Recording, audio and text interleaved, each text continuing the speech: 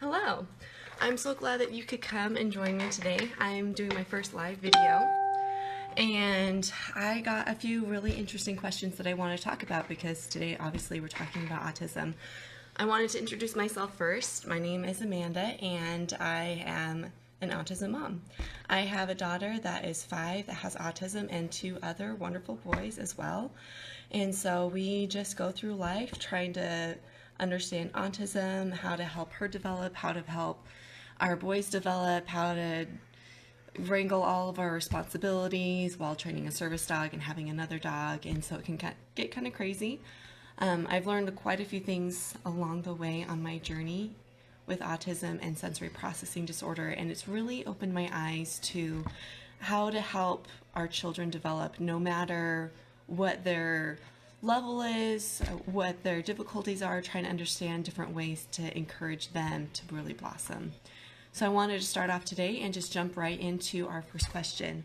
The first question was, I would love to know how you handle the emotions of having an autistic daughter. My daughter is the same age and I've definitely had a roller coaster of emotions. I would love to know what age you found out and what signs led you to seeking more answers. So for us, Ruby didn't have a lot of really red flag signs of autism when she was younger. Now that I know more about it, she did have some small signs when she was really young, like I remember her being in her car seat. She was like 6 months old or something. She'd get really excited and her hands would just go out and just shake like this, which is not a typical thing that I saw from a lot of other kids, but it didn't really make me think anything different. She started saying some words around the appropriate ages. She started to walk at a normal age. She crawled at a normal age. And what I didn't realize, or all these milestones, was for her communication, she could say things like Elmo and ball and butterfly and lots of those labeling things, and she could even count to 10 when I would ask, and she could point to pictures, and then we started seeing some of those things disappear, and then just more labeling, and she couldn't communicate her needs. She couldn't say, I want a drink.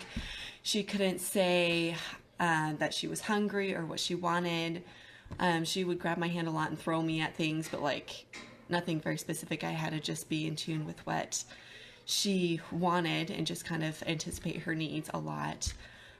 Which, having 2 other kids that are neurotypically developing, I didn't realize was abnormal. It was around 2.5 that she wasn't having that language explosion that a lot of people talk about. And I would look at other kids and see like, oh, like Ruby will be there when, in 6 months or whatever, but that just wasn't the case. And a couple people reached out to us at church, or one person did, and then I started asking family members, and they started saying, well, I have noticed some things, but I didn't want to say anything because it was a very gray area. So I started asking my doctor, and she said it was a gray area, and she thought maybe she was fine, and maybe, reach out to more people. So we did early intervention, and they thought, maybe there's something, they weren't sure. She was very, very gray area. So it wasn't until we got her into early intervention and then the preschool, and then we decided to do an official diagnosis for her, just to kind of see if there was something and try to be prepared for that. And for this whole roller coaster of our first child not knowing was really, really hard, because we didn't know what the future held. Having something different about a child can be really scary because you don't know what to do, you don't know what to expect, where before you had these milestones of what to expect and you had your own experiences, and for the child with something that has something different, those experiences are probably going to look different, so it's going to be hard to navigate, which obviously brings in lots of emotions. When we first got the diagnosis officially, we had known for a long time that Ruby had something, that it wasn't just bad parenting, that she wasn't developing. There was something. She had lots of good attention. She had services. She had tons of stuff. So there was something that was impeding her normal development. So when we finally got the autism diagnosis, there's that fear associated with word autism for parents that don't know very much about it, to be honest. So there's still some of that fear even today, not knowing how she's going to develop, but there's a lot more hope and there's a lot more empowerment than what I had before. And even day to day, there's lots of things that can be a struggle for just everyday life of going to things that are really crowded, and how's Ruby going to handle that? And there can be hard emotions related about that, because my boys would probably really like that and be fine with that, but would Ruby be able to do that? So there's just tons of emotions, and I don't always handle it great, and some days I handle it really great. And what really helps me to handle everything is to pause and to look at what brings my daughter joy and to share in that joy with her. Something that brings her joy are dogs. She loves dogs. So now we have not one, but 2 dogs. And she loves being around them. She loves all animals. She gets excited about it. And we're actually starting to get her more involved with, because we're training a service dog for her as well. With the service dog training, we're seeing gains in that. And that's very empowering and exciting. And seeing any sort of progress, no matter how small, really helps me get through those difficult emotions of some things are just harder, and some things take a lot longer for her, and some things maybe she might never overcome, and maybe she will, and it's hard to know. But enjoying those small moments for me really helps to negate any negative emotions around even just general parenting and raising a special needs child. So my second question was, have you done any FRAT or mitoswab testing and related treatments? We haven't done any of those, and to be honest, I had to look up what those were because I had no idea what they were. But it's basically looking into what's going on genetically with their bodies. Is there something that is imbalanced? Is there something going on that we can address through supplements or other things? And we've talked to doctors about supplements before, and we haven't gotten a great response from that specific doctor. So I'm still open to supplements, but as of right now, we aren't doing any sort of supplements. But what we have done is we have done a genetic testing for Ruby. That whole journey was a little bit of a journey, actually. I didn't do it right away. Right when we got the diagnosis, there was about a million things she said. You need to get on this program, you need to do this, you need 40 hours of ABA. There are tons of a huge list. And I was 8 months pregnant at the time when I received this whole list with my 3rd child, which was super overwhelming. So we put off genetic testing for quite a while because they framed it as it would just add to the body of knowledge. And I didn't see how that would help me in my situation. So I didn't do it for a long time.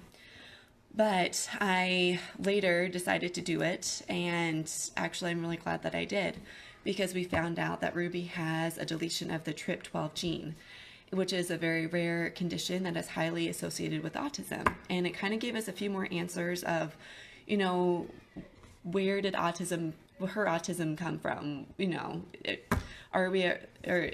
Is it from us? Is it from the environment? Is it from something else? Because there's so many questions about it. But for her, it's a genetic mutation that started with her. And it actually gave us some really great information about things to be aware of for her future, for her health. She's more likely to have seizures, and we haven't seen any of that, but it's something that we are going to be looking into. There could be some heart problems. And just other things that just we hadn't thought about, and gave us a little bit more answers. It also helped us to connect with a really great Facebook group, which has other kids that have mutations or deletion of the TRP12 gene. And for autism parents, what we really want is that glimpse in the future. How's my child going to develop? What does your child look like? Anything to give us some sort of glimpse into that future of what can I expect my child to be able to do, to handle, what's going to help her. So being involved with this Facebook group, there's only one other kid that has an actual deletion in this group. All the others have mutations, and he's actually around the same age as Ruby. And so I'm like, oh, tell me all about your child. I want to know more about it. So the genetic testing helped connect me with this group, and has helped me get some more suggestions for potty training, for tons of other things. And just has helped me feel more connected with other autism parents. So that's been a really good thing for me. So I have another question, is how does autism affect sibling relationships? And this is a really good question, actually, because it's interesting. Ruby, being our oldest, she isn't really the leader in our house, if you like, for normal houses, I guess. So normally the oldest child is in charge. You do this, you do that. They're the leader in potty training. They're the leader in tons of stuff. They kind of watch over other siblings, tons of other things like that. But for Ruby, she's not really quite able to do that. So for Brandon, he's our second. He's 3, almost 4, but he loves being a helper, and he's taken on a lot of responsibility for a 3-year-old. So it's really affected him having a sister that has autism, because he has to do a lot. Our latest thing that we're having him do is Ruby and Brandon hold hands together when we're walking. If we don't have Pepper with us, because Pepper's still in training, so we can't take her everywhere. But they're actually holding hands now, and he's able to make sure that she doesn't run off, because she often would run off and go see birds or just run and to chase after her. And I have 2 other kids, so it's really helpful for them to hold hands. Or if she runs off, I'll say, Brandon, go get Ruby, and he'll bring her back. Just tons of things like that. And we're trying to potty train Ruby. And Brandon's pretty much potty trained. So I'm like, Brandon, can you be a big helper and show Ruby what to do and get her excited about it? And one of the things that one of our therapists said back in the day was that peer relationships for Ruby is really important. So having a brother that she has a good relationship with is really important for her. So for Ruby, it's been really wonderful. She loves Brandon. She's more motivated to try things when she sees Brandon doing it versus me doing it. So for her, it's really strengthened her. And for Brandon, it will help him to understand other kids with other abilities down the road, which is really great. It helps him to understand Ruby, and they have their own way of communicating, kind of. Ruby's starting to communicate more, but when they're playing together, they're not really talking. They're chasing. They're reading each other's body language. They're just found a way to play together, and it's been pretty amazing.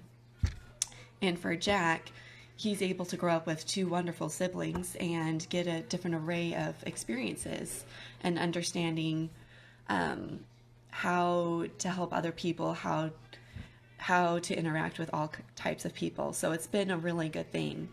There are some challenges with it. I won't sugarcoat that. Like, if we want to go and do something that's really hard for Ruby, it would be hard for us all to go. So sometimes we have to split up. Like, I will take Brandon and Jack to the Science Museum, and we'll stay home with Ruby, or we could all go, or I have to wait till when Ruby's at therapy.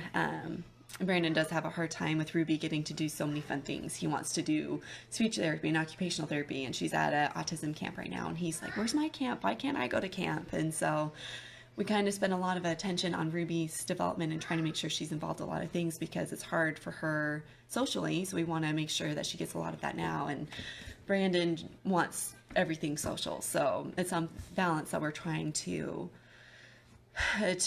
try to keep balancing, and it's not always perfect, and we try to do things for all of them, and we're just trying to make it through, basically. But I think for Ruby and all of our kids, having siblings has been truly wonderful, and something that couldn't be replaced with something else.